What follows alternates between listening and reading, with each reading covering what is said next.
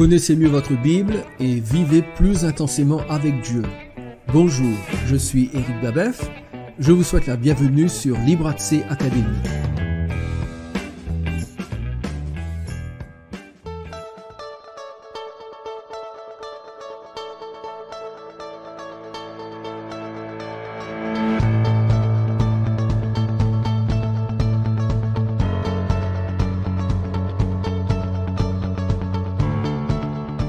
Dans la précédente vidéo, nous avons vu que Dieu demande aux croyants d'exercer leur discernement spirituel afin de ne pas tomber dans les pièges que leur dresseront les ouvriers trompeurs de Satan. Il dit en effet dans 1 Jean chapitre 4 verset 1er, « Bien-aimés, n'ajoutez pas foi à tout esprit, mais éprouvez les esprits pour savoir s'ils sont de Dieu, car plusieurs faux prophètes sont venus dans le monde. » Le message ici est d'une clarté indéniable. Les disciples de Jésus ne doivent pas être naïfs et croire que tout ce qui porte une étiquette chrétienne est forcément bon et digne de confiance. Non, ils ne doivent jamais oublier que Satan est un maître dans l'art de la falsification et qu'il n'a de cesse d'imiter ce que Dieu fait en envoyant ses trois faussaires au sein du christianisme, les faux prophètes, les faux docteurs et les faux apôtres. 1 Timothée chapitre 4 versets 1 et 2 et 2 Corinthiens chapitre 11 verset 13. Ces derniers œuvrent à la propagation des trois contrefaçons que Paul cite dans 2 Corinthiens chapitre 11 verset 4, un autre évangile, un autre Jésus et un autre esprit. Si nous abordons la vie chrétienne uniquement avec nos émotions, nous serons des proies faciles à tromper. Aujourd'hui, trop de croyants raisonnent uniquement à partir de l'expérience qu'ils ont vécue. Par exemple, si l'environnement dans lequel ils se trouvent leur offre des sensations agréables au moyen d'une louange dynamique et émouvante, agrémentée d'une prédication promettant réussite et accomplissement de destinée, les croyants ont vite fait de déduire que ce qu'ils ont entendu et ressenti venait de Dieu et que tout est merveilleux. Les conclusions auxquelles ils arrivent s'appuient alors exclusivement sur ce qu'ils ont ressenti, au point de passer outre ce que l'apôtre Jean leur a ordonné de la part du Seigneur, éprouver les esprits pour savoir s'ils sont de Dieu. Dans le monde entier aujourd'hui, il est malheureusement évident que les églises ont largement abandonné toute forme de discernement, car seul compte le succès et les sensations fortes. J'ai passé la majeure partie de ma vie dans le mouvement charismatique qui met en avant le ressenti. C'est ainsi que s'est développée au fil du temps la notion de ressentir l'onction. Ressentir l'onction. Une notion totalement étrangère aux Saintes Écritures pour la bonne raison que l'onction de l'esprit n'appartient pas au domaine des émotions ou des sensations physiques, mais à celui de la consécration à une tâche particulière de la part de Dieu. Pendant des années, j'ai cru et enseigné que l'onction était une substance dont on pouvait ressentir la présence. J'avais tort, ce n'est pas ce que la Bible dit, mais je le croyais parce que je nourrissais mon âme auprès des faux prophètes. Dans les milieux charismatiques, on confond largement onction et émotion. C'est d'ailleurs ce qui explique l'importance démesurée qu'occupe la musique dans les rassemblements. Je crois que si on enlevait la musique du mouvement charismatique, celui-ci se dégonflerait comme un ballon percé. Pourquoi la musique est-elle si indispensable au mouvement charismatique? Parce qu'elle génère des émotions que l'on pense être l'onction. Si les croyants se trouvent dans un rassemblement dans lequel la musique et la louange sont excellentes et le prédicateur éblouissant dans sa communication, ils disent automatiquement quelque chose du genre « Waouh, l'onction du Saint-Esprit est vraiment dans ce lieu et le Seigneur veut déverser sur nous sa bénédiction. » Mais est-ce vraiment le cas? Ce qui est ressenti à ce moment précis est-il un gage que Dieu est réellement présent pour bénir son peuple? Comme des centaines de milliers de charismatiques, je l'ai cru pendant longtemps, Tant et si bien que lorsque j'entendais Benny Hinn entamer avec son équipe de louanges son fameux Alléluia au milieu d'un auditorium plein à craquer de plusieurs milliers de personnes et que des frissons me parcouraient le corps, j'étais persuadé d'être en présence d'un saint homme de Dieu revêtu d'une onction spéciale. Non seulement je chantais et pleurais avec l'auditoire, mais je buvais les paroles de Benny Hinn en disant Amen à ses prédications. J'étais sous le charme magnétique du Benny Hinn des années 90, l'époque pendant laquelle il était le plus flamboyant grâce à ses grandes croisades. Je tiens à préciser que je voyais ces croisades via les vidéocassettes et plus tard Internet. Et je me disais avec tant d'autres, quel homme de Dieu, quelle onction! La vérité est que mon manque de discernement spirituel m'avait conduit à m'exposer à l'un des faux prophètes le plus consternant de notre temps. Il existe de nombreux autres faux prophètes actuellement et nous devons absolument nous prémunir contre eux. C'est pourquoi je vais me servir de l'exemple de Benny Hinn.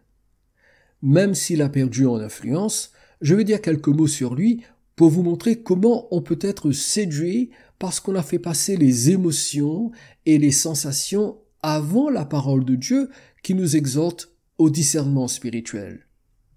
Benny Hinn a été maintes fois démasqué pour ses fausses prophéties, la dernière en date étant celle du 23 septembre 2023, où il a prophétisé que les nations arabes autour d'Israël allaient faire la paix avec l'État hébreu, ce qui mettra fin au conflit israélo-palestinien qui dure depuis si longtemps. Mais le 7 octobre 2023, soit 2 semaines après cette prophétie, Israël subissait une attaque meurtrière du Hamas avec toutes les conséquences dramatiques que nous connaissons et dont on parle quotidiennement. Drôle d'accomplissement prophétique, n'est-ce pas? Savez-vous que le 31 décembre 1989, Benny Hinn a déclaré « Le Seigneur m'a dit qu'en 1994 ou 1995 au plus tard, il allait détruire la communauté homosexuelle des États-Unis » Cela s'est-il passé? Bien sûr que non. Cette prophétie était si absurde que je me demande comment les gens ont pu y croire. Toujours en 1989, voici ce qu'il déclara publiquement. « L'esprit me dit que Fidel Castro mourra au cours des années 90. Le Saint-Esprit m'a dit que sa mort sera la pire de toutes celles que vous pourriez imaginer. » Tout d'abord, notez qu'il affirme que c'est le Saint-Esprit qui le lui a dit. J'en profite pour vous dire que c'est grave de parler ainsi. Attention de rendre l'Esprit de Dieu responsable de ce que nous annonçons. Agir de la sorte, c'est violer le 3e commandement qui se trouve dans Exode chapitre 20 verset 7. Tu ne prendras point le nom de l'Éternel ton Dieu en vain, car l'Éternel ne laissera point impuni celui qui prendra son nom en vain. L'expression en vain en hébreu signifie mensonge et fausseté, ce qui implique qu'il ne faut pas associer le nom de Dieu à un canular, à quelque chose d'inexact. Or, c'est précisément ce que Benny Hinn a fait parce que nous savons que, loin de mourir dans les années 90, Fidel Castro est mort le 25 novembre 2016, soit 20 ans après l'époque annoncée. Il y aurait énormément de fausses prophéties à dénoncer, non seulement celles de Benny Hinn, mais aussi de tant d'autres faux prophètes comme Kim Clement, qui a prophétisé que Barack Obama serait baptisé du Saint-Esprit à l'été 2010, qu'un ange du Seigneur descendrait à Los Angeles dans la nuit du 5 mars 2002 pour sauver tous les homosexuels de la ville et guérir ceux qui sont atteints du sida, que le rappeur Eminem et l'auteur Stephen King se convertiraient d'ici la fin de l'année 2006. Ces choses sont publiques et la seule réplique de ces individus qui disent n'importe quoi au nom du Seigneur, c'est « une ou plusieurs prophéties non réalisées ne font pas de quelqu'un un faux prophète. » Oh que oui, si une seule prophétie ne se réalise pas, celui qui l'a annoncé est un faux prophète qu'il faut dénoncer. Voici ce que dit Deutéronome chapitre 18 versets 21 et 22. Peut-être diras-tu dans ton cœur, comment connaîtrons-nous la parole que l'Éternel n'aura point dite? Quand ce que dira le prophète n'aura pas lieu et n'arrivera pas, ce sera une parole que l'Éternel n'aura point dite. C'est par audace que le prophète l'aura dite, n'aie pas peur de lui.